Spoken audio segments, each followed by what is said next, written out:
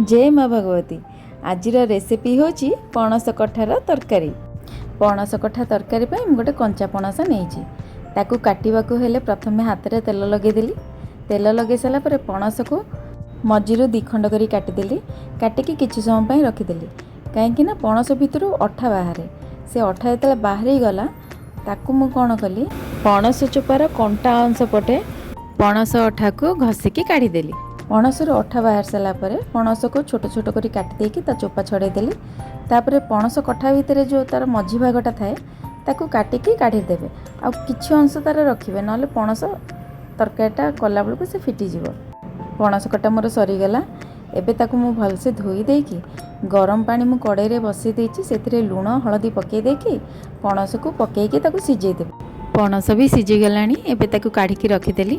आ गोटे कड़ाई रे तेल गरम करके पणस को भल भाव में छाणीदेली।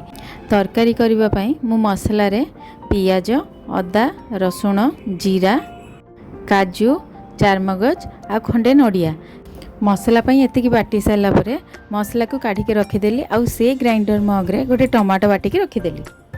एबे मसला कषापी गोटे कड़ाई रे सोरिष तेल गरम कली। सोरिष तेल जो गरम हो गला से बटा होता मसला आउ टमाटो पेस्ट को पकेकी से गुंड मसला हलदी गुंड लंका गुंड काश्मीरी लाल मिर्च स्वाद अनुसार लूण चिकेन मसला गरम मसला कस्तूरी मेथी यही सब मसला गुंड मसला रे पकेकी भल से गोले देकी ताकू किछि समय पई घोड़ेकी रखिदेली।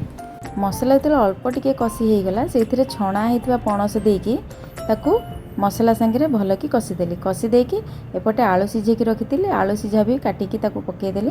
ताकू आउ किछि समय कषि देकी पणस कषारे मो तरकारी झोल हिसाब से गरम पानी दे देकी गैस को मीडियम रे रखिकी ढांकुणी देकी कड़ाई को कवर करके किछि समय छाड़देली।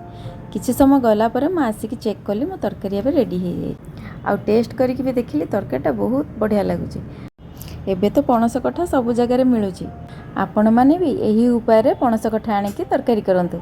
आ केते टेस्ट लगुची कमेंट माध्यम रे मते जणांतु। आ मो चैनल टी को प्लीज सब्सक्राइब कर दियंतु लाइक करंतु और शेयर करंतु। Thank you.